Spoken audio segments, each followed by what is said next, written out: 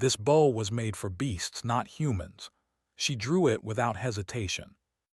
The stars outside the window looked like scattered rice on a black cloth.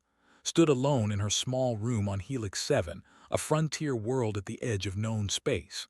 She was 28 years old, with dark hair tied back and calm eyes that noticed everything. On Earth, she had been nobody special. Here, among the stars, she was still nobody special. Just a diplomat's assistant, a paper pusher in a universe full of warriors. She liked it that way. Her fingers touched the wooden curve of the bow hanging on her wall. It was old, very old. Her grandmother had given it to her mother, and her mother had given it to her. The wood was dark from years of oil and sweat and love. The string was new because strings always needed replacing, but the bow itself had seen 3 generations of her family. "Why do you keep that thing?" her colleague had asked once. "We have plasma rifles now, energy weapons. That bow is ancient history." Had just smiled. "It reminds me of home." That was not the full truth, but it was enough truth for strangers. A soft chime told her it was time for the summit. Straightened her uniform and walked out into the bright corridors of the station. Helix 7 was not a planet but a massive space station built into an asteroid. It floated in neutral space, belonging to no species, and that made it perfect for diplomatic meetings. Today, representatives from 12 different species had gathered to discuss trade routes and territory. His job was to stand in the corner, take notes, and make sure the human ambassador had water. The meeting hall was enormous. The ceiling rose so high that clouds could have formed up there.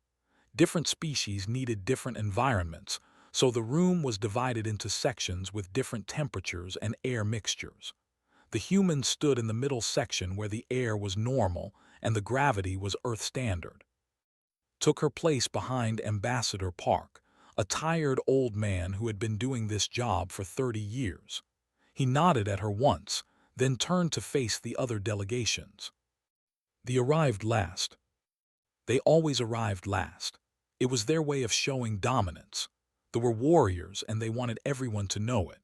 Each one stood 3 meters tall with scales covering their bodies like armor. Their eyes were yellow and cold, and their claws could cut through metal. They had conquered 11 worlds before joining the Galactic Confederation, and they had only joined because fighting the combined might of 400 species was bad mathematics even for them. Commander led the delegation. He was the largest of them, with scars crossing his face like a map of violence. He looked at the human delegation the way a lion might look at mice. "Ah," said his voice deep and rumbling. "The humans are here. I almost did not see them. They are so small." Laughter came from the delegation. A few other species joined in, though quietly. Ambassador Park did not react. He had heard worse. Kept her face calm, but something cold settled in her stomach. Not anger exactly, just awareness, like a string being slowly pulled tight. The summit continued for hours. Trade routes were discussed. Territory was argued over. They demanded more than their share, as always, and the other species pushed back, as always. Took notes and fetched water and watched. She was good at watching. Near the end of the first day, stood and made an announcement. "Tomorrow, we will hold a ceremonial hunt. All delegations are invited.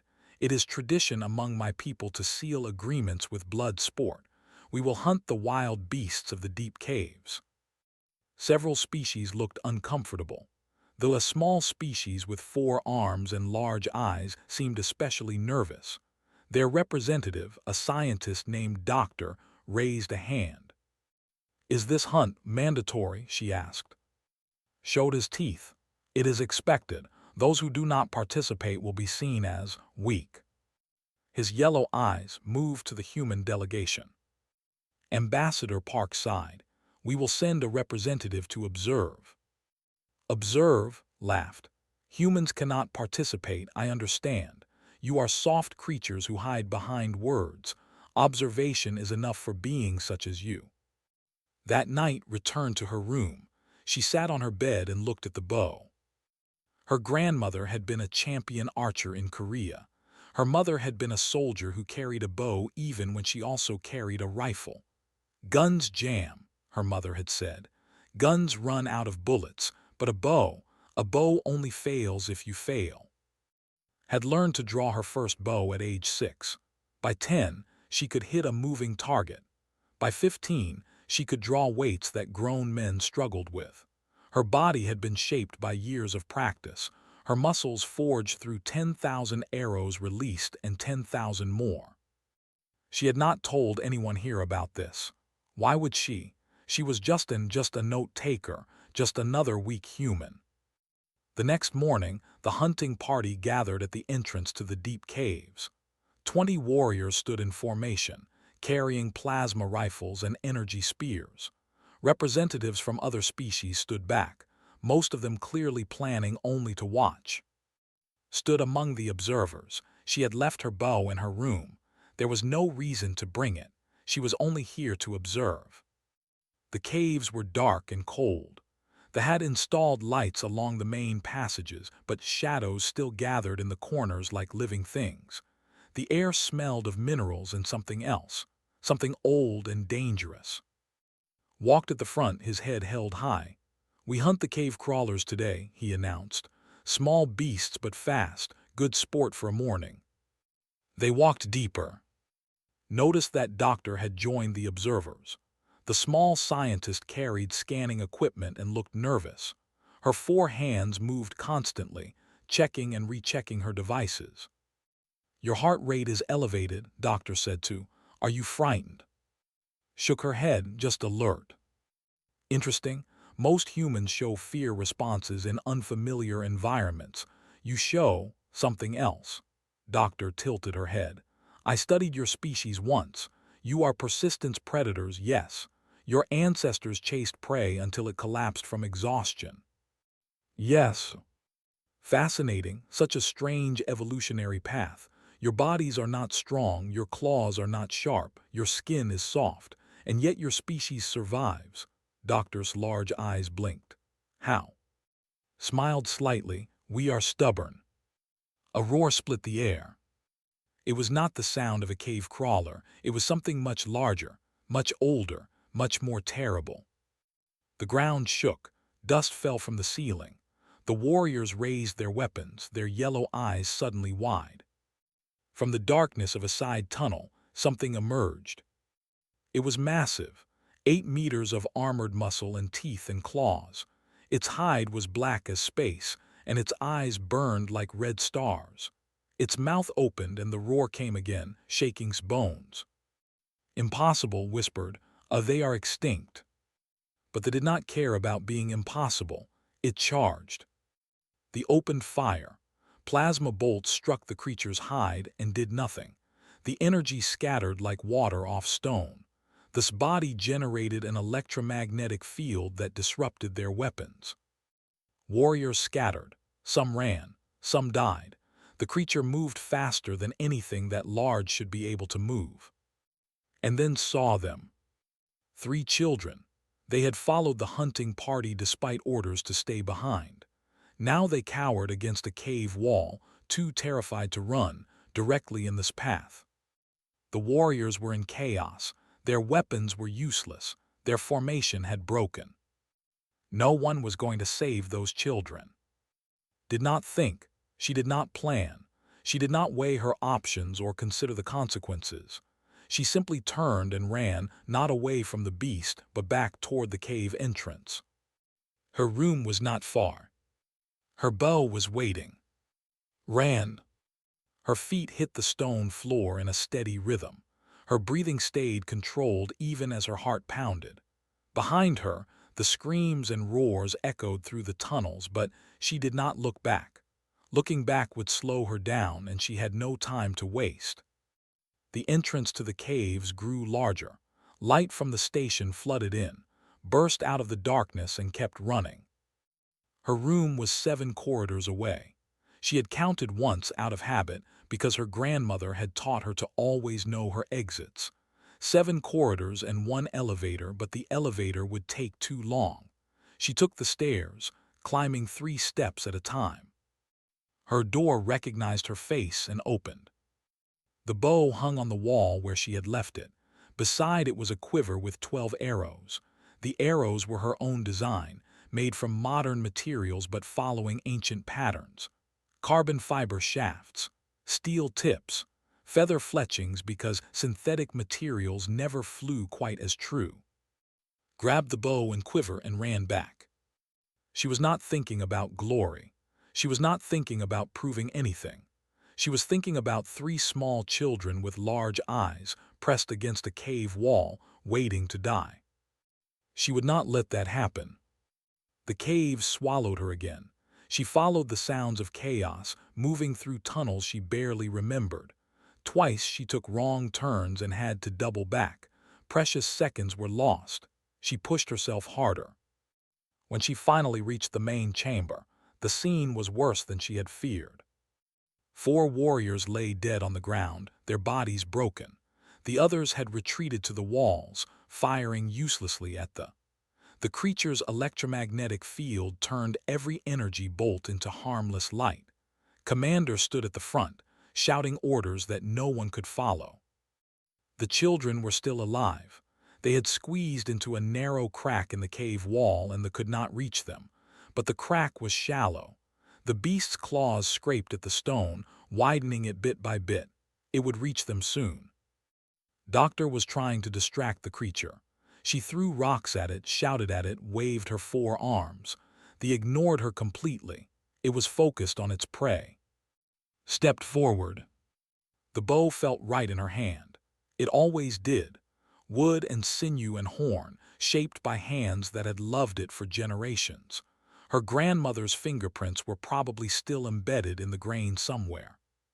She pulled an arrow from the quiver and nocked it. Doctor saw her first. The scientist's large eyes grew even larger. "What are you doing?" she called out. "That is a primitive projectile weapon. It cannot penetrate this hide. Nothing can penetrate." Drew the bow. The world went quiet. Drawing this bow required 80 kilograms of force.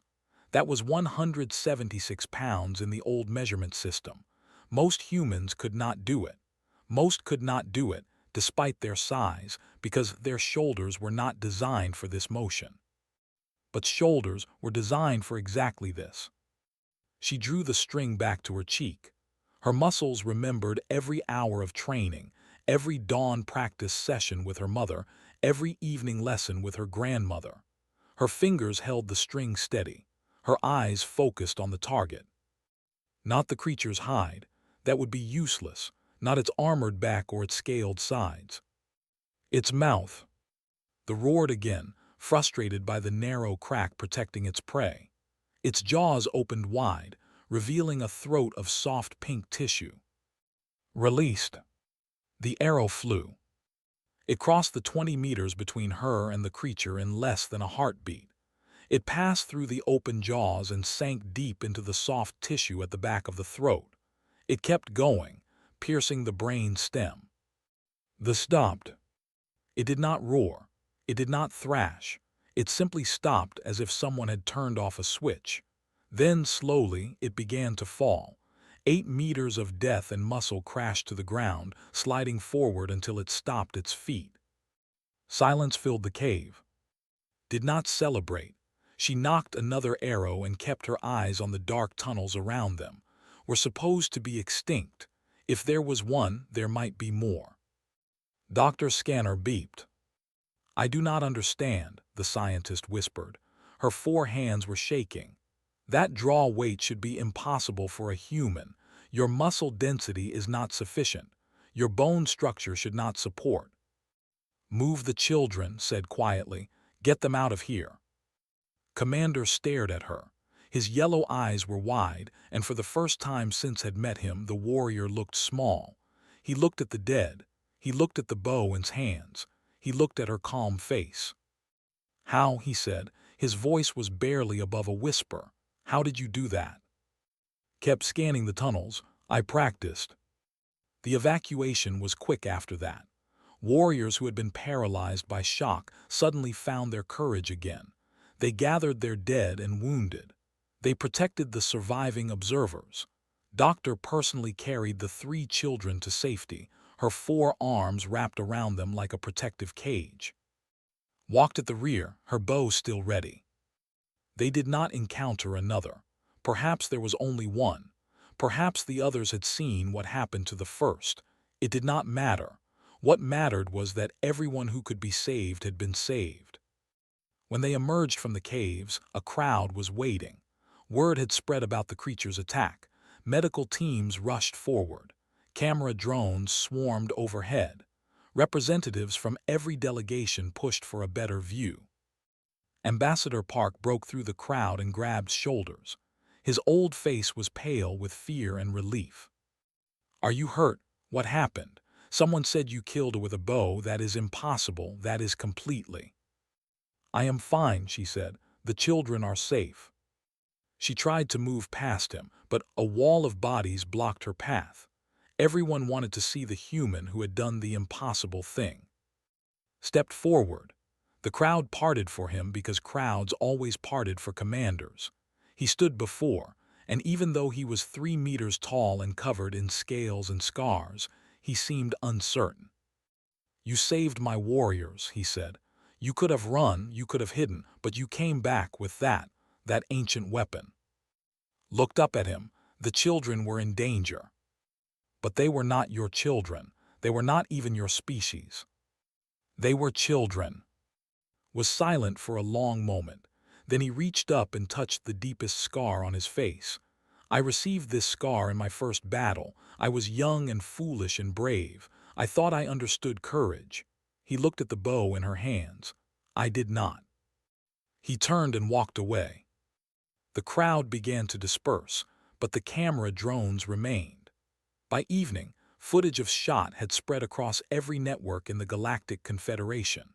1 billion beings watched a small human woman draw a bow that should have been impossible to draw and bring down a monster that could not be killed. The headlines varied by species. The networks called it the impossible shot. The networks called it the soft human who roared. One headline from a species had never heard of simply said, "They are not what they seem." Ignored all of it. She returned to her room and hung the bow back on its hook. She cleaned her remaining arrows and checked the string for damage.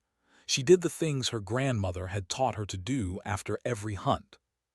Then she sat on her bed and let her hands shake. They had not shaken during the hunt. They never did during. They only shook after, when the danger was past and her body remembered it was supposed to be afraid. A soft knock came at her door. She wiped her eyes and opened it. Doctor stood there, her 4 arms folded nervously. Behind her stood the 3 children. They were cleaned up now, with bandages on small cuts, but their large eyes were very bright. "They wanted to thank you," Doctor said softly. "I tried to tell them you might want to rest, but—" The smallest child ran forward and wrapped her arms around his leg. She did not say anything. She did not need to.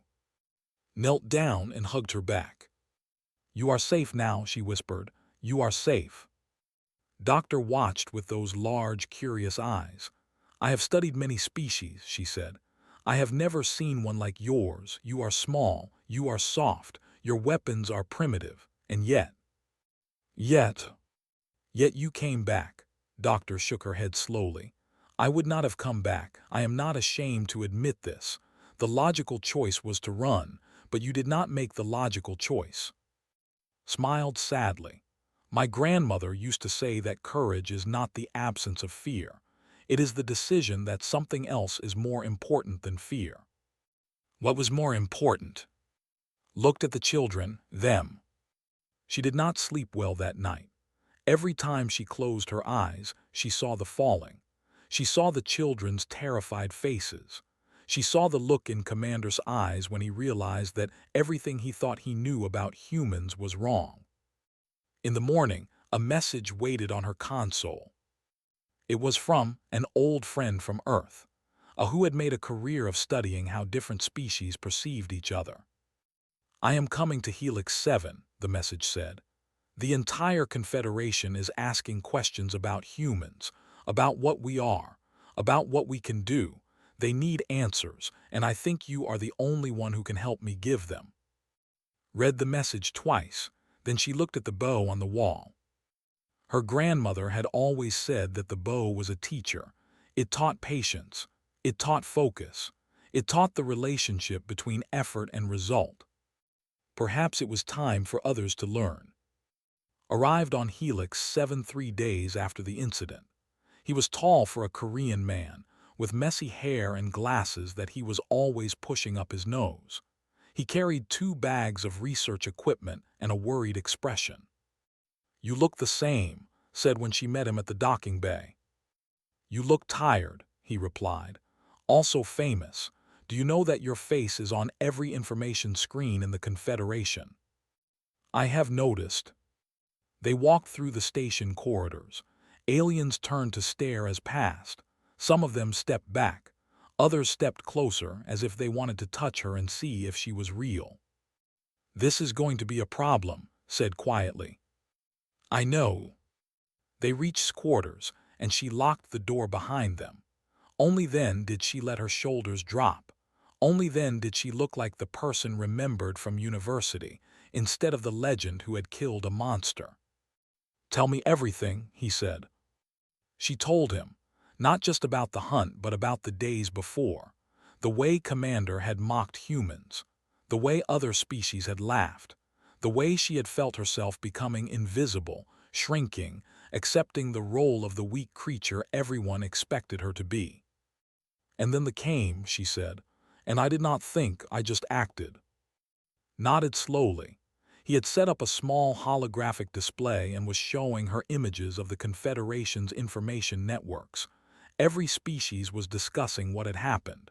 Some were amazed, some were confused, and some were afraid. "They are leading the fear," said. "They are saying that humans are dangerous, that we have been hiding our true abilities, that we should be restricted or controlled." "That is ridiculous." "Is it?" Looked at her carefully. "I watched the footage. I ran the calculations. Drawing that bow should have torn your shoulder apart. The force required, the muscle control needed, it should not be possible for a body your size." "But it is possible, I did it." "Yes, and that is what terrifies them." Brought up a new image. It showed a diagram of a human shoulder compared to a shoulder. "Do you know why humans can throw things? I mean, really throw them?"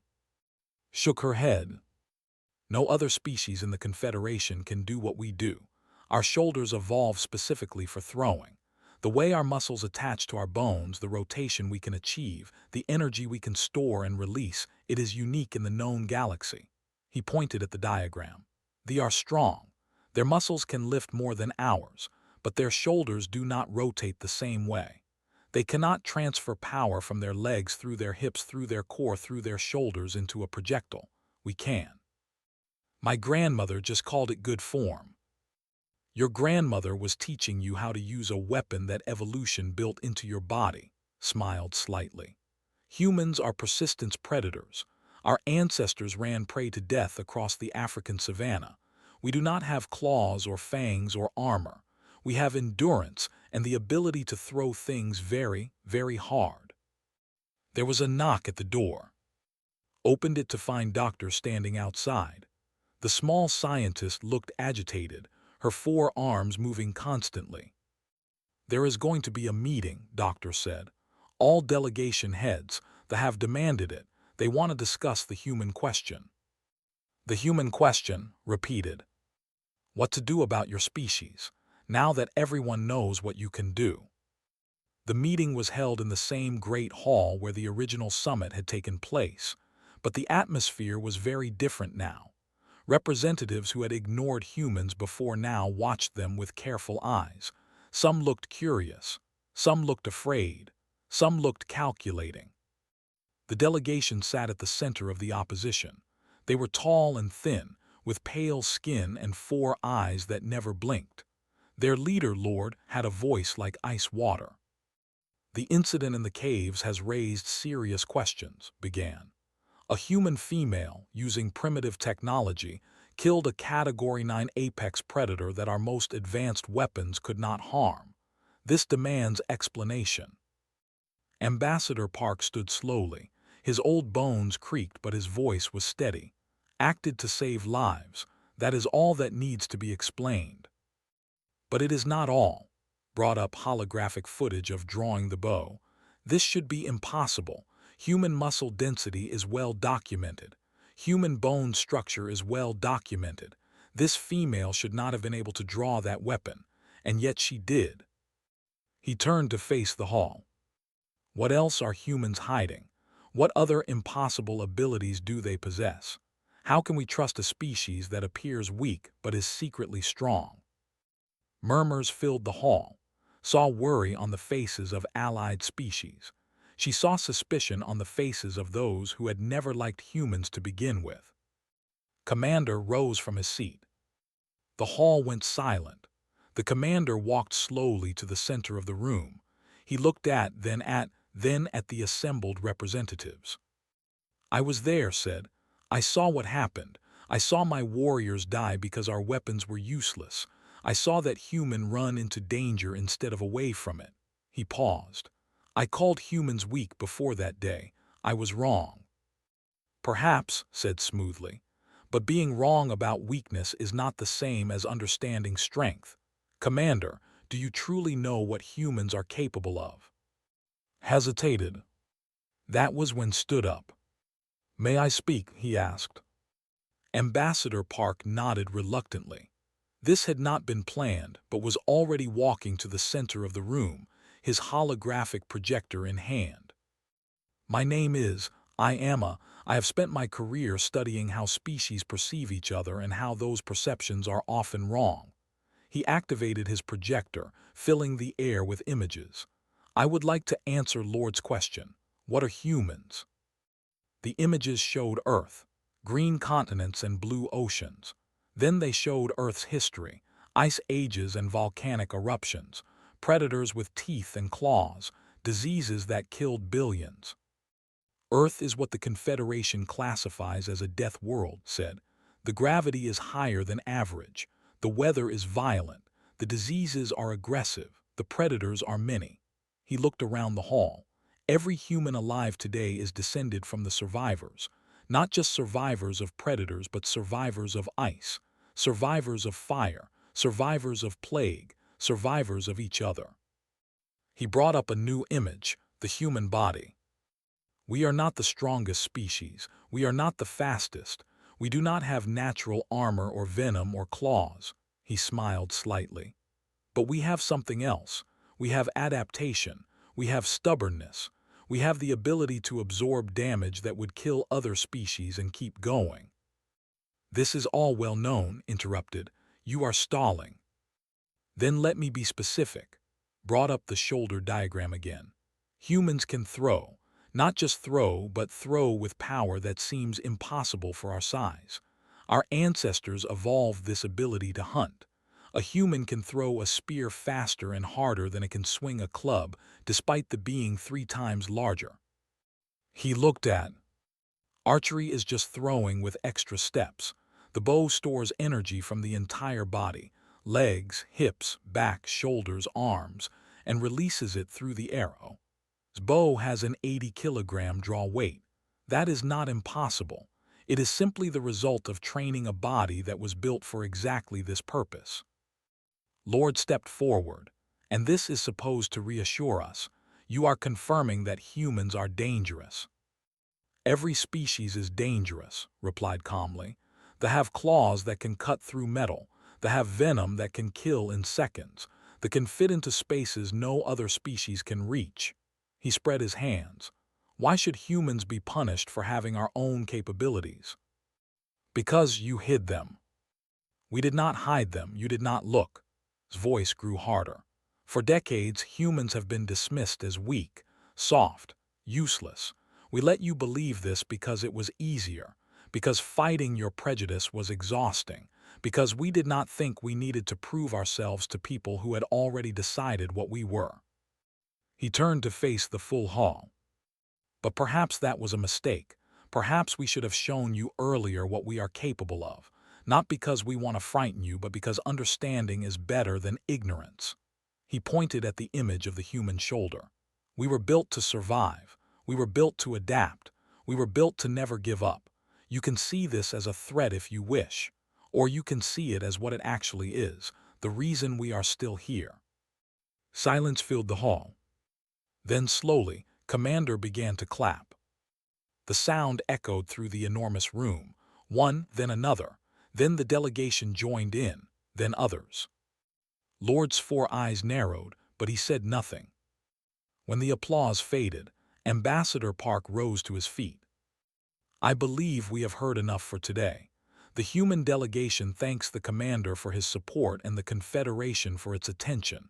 We will continue to act as we always have, with honor, with courage, and with respect for all species. He paused. Even those who fear us. The meeting ended without resolution, but something had shifted. Could feel it in the way representatives looked at her now, not with dismissal but with curiosity, with respect. And some, yes, with fear. But that was acceptable. Fear and respect were close neighbors, and perhaps being feared a little was better than being invisible. That night sat within her quarters. That was a good speech, she said. It was the truth. He looked at the bow on the wall. Your grandmother would be proud of you. Touched the worn wood. She would tell me not to let the fame change me. She would say that the bow is only as good as the person who holds it. Wise woman. She was, smiled sadly. I miss her every day. Outside the window, the stars continued their endless dance. And somewhere in the station, in rooms and corridors and meeting halls, beings of 100 species were learning to see humans in a new way. Not as the weak ones, not as the soft ones, but as the ones who ran toward danger instead of away from it. The survivors. The tribunal was called 2 weeks after speech. Lord had been busy during those weeks. He had gathered allies. He had spread rumors. He had turned fear into policy, and now stood in a chamber of judgment, accused of being something she had never asked to be, a weapon. The chamber was round and white and cold. Representatives from every species sat in elevated seats, looking down at her like judges examining a criminal. Her bow had been taken as evidence. It lay on a table beside her, treated like a murder weapon instead of a family treasure. Let the record show, the arbitration AI announced in its neutral voice, that this tribunal has been convened to determine the status of the human known as under Confederation Security Protocol 7. The question before us, should this individual be classified as a biological weapon? Stood alone in the center of the chamber. Ambassador Park had wanted to stand with her, but the rules did not allow it. Was in the gallery, his face tight with worry. Doctor was there too, her 4 arms wrapped around herself. Lord rose to speak first. The evidence is clear, he said. This human killed a Category 9 apex predator using only a primitive weapon and her own body. No other species can match this feat. She is, by definition, a weapon that walks among us. She saved lives, someone called out. It was one of the representatives. I did not say she was a bad weapon, replied smoothly. Weapons can be used for good or ill, but they must be controlled, regulated. We do not allow private citizens to carry plasma cannons. Why should we allow them to carry human bodies? The argument continued for hours. Species after species spoke. Some defended, pointing to her actions in the cave. Others supported, arguing that humans had proven themselves unpredictable. A few tried to find middle ground, suggesting that humans should be required to register their physical capabilities or submit to training restrictions. Through it all, remained silent.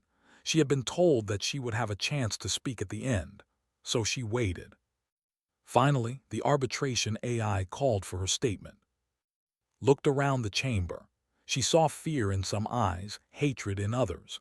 She saw curiosity and suspicion and something that might have been hope. She thought about what would say.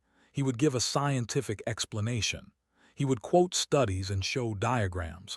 He would appeal to logic. She thought about what Ambassador Park would say. He would invoke treaties and principles. He would argue about rights and freedoms. He would appeal to law. But was not a scientist or a diplomat. She was an archer, and archers understood one thing above all else, the importance of aiming at the truth. "I am not a weapon," she said quietly. The chamber stirred. Lord smiled slightly, as if this denial was exactly what he expected. "I am a person," continued. "I am a daughter and a granddaughter. I am a student of a very old tradition. I carry a bow that my grandmother carried and her mother carried before her. It is made of wood and horn and sinew. It has no power source. It has no targeting computer. It is only as deadly as the hand that draws it." She looked directly at. "You ask if humans are dangerous. Yes, every thinking being is dangerous. The question is not what we can do. The question is what we choose to do." She pointed at the bow on the table. "I could have left that bow in my room. I could have run when they attacked. I could have hidden with the others and waited for the beast to kill the children." Her voice grew stronger. "But I chose to go back. I chose to fight. Not because I wanted to prove something, but because 3 small children were about to die and I had the power to stop it." The chamber was very quiet now. "My grandmother taught me that a bow is a teacher," said. "It teaches patience because you cannot rush a shot. It teaches focus because you must aim with your whole being. It teaches humility because the arrow does not care how important you think you are." She paused. "And it teaches responsibility because every arrow you release is a choice you can never take back." She looked around the chamber again. "You want to know what humans are? We are the species that runs toward danger. We are the species that refuses to quit. We are the species that looks at impossible odds and says, 'Let me try anyway.' This is not because we are weapons. It is because we are stubborn and we care and we cannot stand by while others suffer." Lord stood. "Pretty words, but words do not change facts. You killed a creature that our best technology could not harm. How do we know you will not turn those abilities against us?" "You do not know," said simply.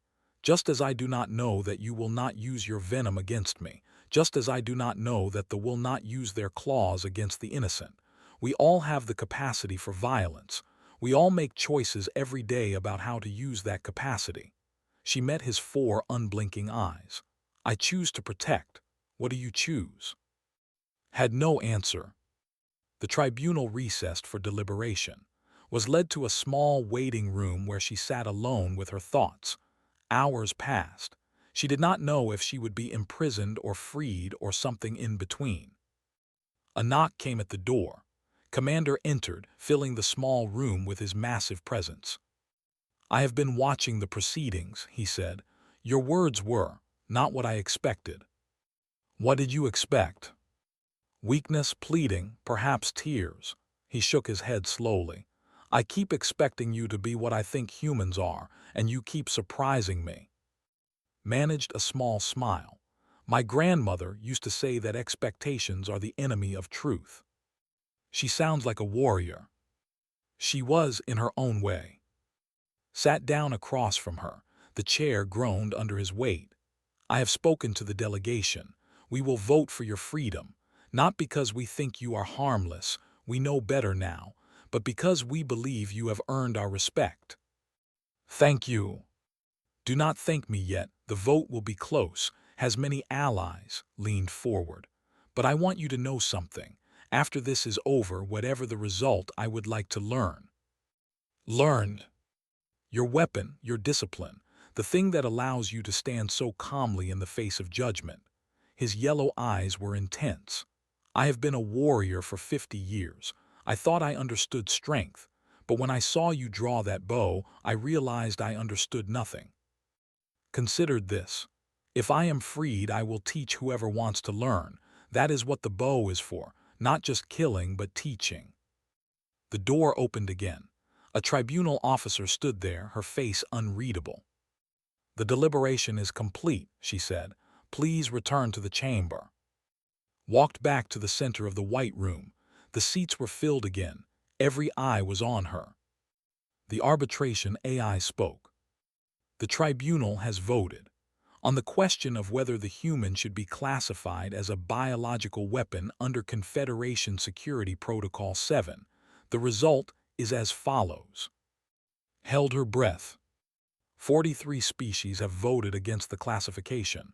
39 species have voted in favor. 18 species have abstained. The AI paused. The motion fails.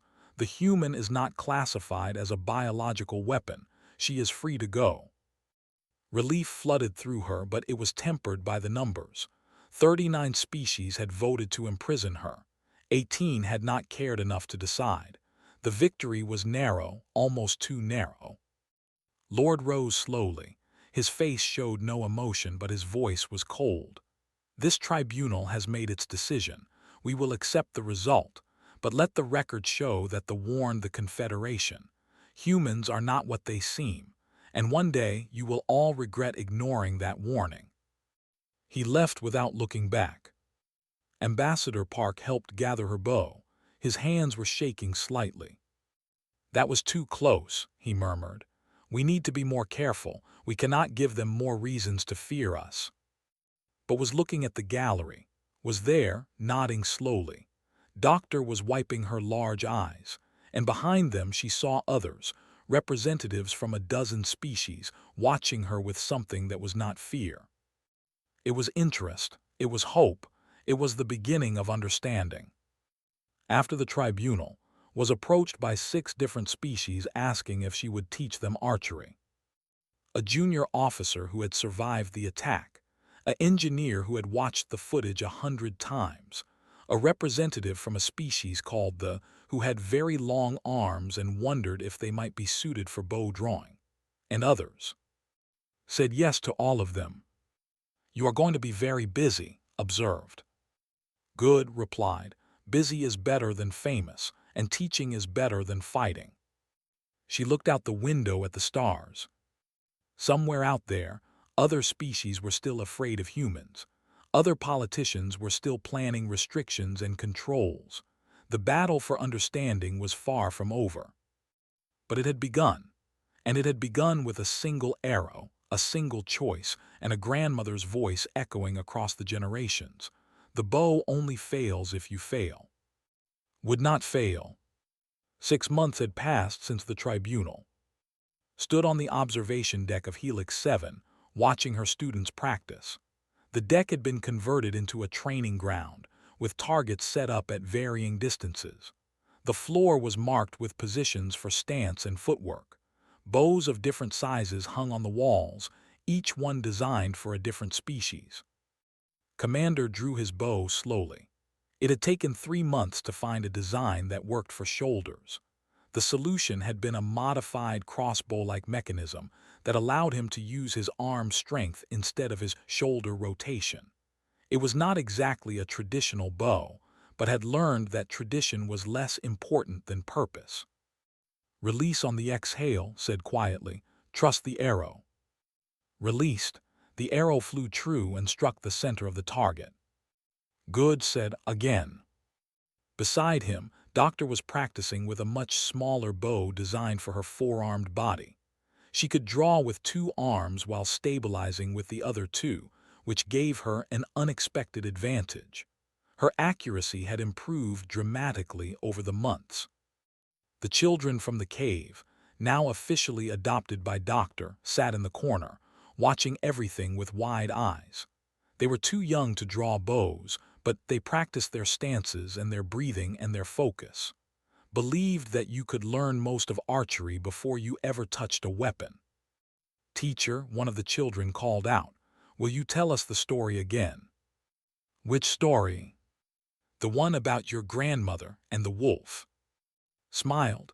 She had told that story many times now. It was a simple tale. Her grandmother, as a young woman, had encountered a wild dog while hiking in the Korean mountains. She had drawn her bow not to kill the dog, but to show it that she was not prey. The dog had turned and walked away. No arrow had been needed. That story teaches us something important, said, walking over to the children.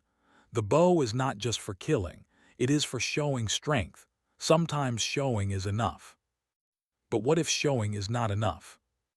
Then you do what must be done, but only then, and never with joy. The alarm cut through her words. Red lights flashed across the station. The AI's voice echoed through every corridor. Category 9 threat detected. All personnel evacuate to secure sectors. This is not a drill. His blood went cold. She ran to the nearest information terminal. The display showed scanned data from the deep caves, the same caves where she had killed the first. But this was not one. This was a breeding nest, and the eggs were hatching. There are 12 of them, the AI reported. Correction, 15. Correction, 19. They are emerging rapidly. Estimated time to reach populated sectors, 14 minutes. Commander appeared beside. His face was grim. Our weapons still do not work against them, he said. The electromagnetic field. We have been researching countermeasures, but you do not have 14 minutes, finished. She looked around the observation deck. Her students had gathered, their bows still in their hands. 15 beings from 7 different species, all of them trained in an ancient human discipline. They were not masters. Some of them could barely hit the target at 20 meters, but they were here. Arrow's work said, we proved that. You proved that, corrected. With one creature, there are nearly 20 now. Then we need nearly 20 archers. Met his eyes. We trained for this, maybe not consciously, maybe not intentionally, but we trained. Doctor stepped forward, her small body trembling but her voice steady. I am not a warrior. I am a scientist. But I have learned from you, teacher. I will fight if you lead us. One by one, the other students nodded. The with the long arms, the junior officer, even the children's guardian, a quiet being named who had started learning archery only a month ago. Looked at them all. These were not soldiers. These were diplomats and scientists and administrators who had picked up bows out of curiosity and stayed out of respect. They had no business fighting monsters. But monsters did not care about business. Grab your bows, she said, and follow me. They moved through the station like a strange army, a commander and a human woman at the front, followed by a collection of beings that looked nothing like warriors but moved with purpose anyway. Station personnel stared as they passed. Some called out questions. Others simply stepped aside. The entrance to the deep caves was sealed. Overrode the lock with his command codes. I do not have authority to bring civilians into a combat zone, he said as the doors opened. Then arrest me later. They descended into the darkness. The first they encountered was young, barely 2 meters long. It was still covered in the slime of its egg. It saw them and roared, a thin, reedy sound compared to its parents' thunder. Drew and released without stopping. The arrow struck the creature's eye and it fell. Formation, she called out. Triangles of 3. Cover each other's blind spots. Aim for eyes and mouths. Do not try to penetrate the hide. They moved deeper. The next chamber held 4 creatures. They attacked together, moving with the coordination of pack hunters despite being minutes old. Students spread out, each triangle covering a section of the chamber. Arrows flew. Not all of them hit their targets. Not all of them hit vital spots, but enough did. Creatures fell. Others retreated into the shadows. On your left. The commander spun and fired. His crossbow hybrid sent an arrow into the open mouth of a lunging. The creature crashed to the ground at his feet. I see why you love this weapon, said, breathing hard. It is satisfying. They pushed forward. The main chamber was worse. A dozen creatures waited there, circling a central mass that realized was the breeding queen, a massive beast 3 times larger than any other, covered in armored plates. The queen produces the electromagnetic field, Doctor said, her scanner active despite the chaos. Kill her, and the others become vulnerable to energy weapons. Where is her weak spot? I am scanning. There, the junction between head and body, the armor is thinner there. But the junction was protected. The queen had positioned herself so that her children formed a living shield around her vulnerable point. "We cannot get a clear shot," said. Studied the chamber. The ceiling rose high above them, lost in shadows. The walls were covered with empty eggs, and between the queen and her children there was just enough space if someone was willing to get very, very close. "Cover me," she said. "No." But she was already moving. She ran straight toward the arrows flew around her, her students covering her approach, keeping the creatures distracted. She ducked under slashing claws. She jumped over snapping jaws. She moved like water through stones, like wind through trees. Her grandmother had always said that archery was not about strength. It was about flow, about becoming one with the moment. Became one with the moment.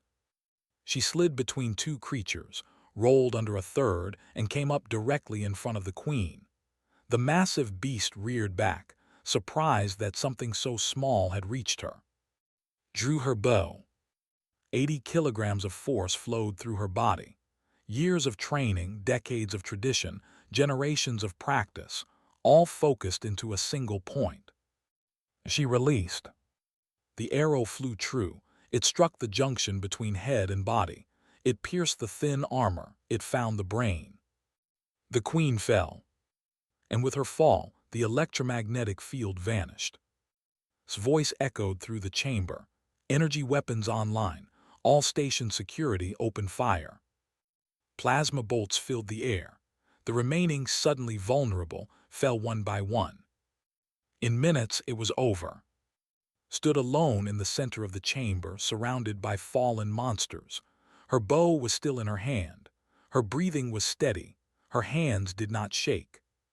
They would shake later, they always did, but for now she was calm. Commander walked up to her. His armor was scorched and green blood stained his scales. But he was smiling, or what passed for a smile on a face. "You are terrifying," he said. "I know." No, that was a compliment. He looked around at the carnage. "They will hear about this. They will use it to spread more fear about humans." "Let them," met his eyes. "But the other species will hear something different. They will hear that humans fight beside their friends. They will hear that we run toward danger, not away from it. And they will hear that we teach our ways to anyone willing to learn." She held out her bow to him. Stared at it. "What is this?" "A gift. This bow belonged to my grandmother and my mother. It belongs to my family, and you have proven yourself worthy of being family." The commander took the bow in his massive hands. For a moment, he seemed unable to speak. "I will carry it with honor," he finally said. "I know you will." Later, when the celebrations were over and the reports were filed, and the politicians began their endless arguments about what had happened, stood on the observation deck alone. She looked out at the stars. Somewhere out there, other species were learning to see humans differently, not as weak creatures who hid behind words, not as dangerous weapons who needed to be controlled, but as something more complicated and more wonderful, as survivors, as teachers, as friends. Her grandmother had once told her that the bow was a bridge.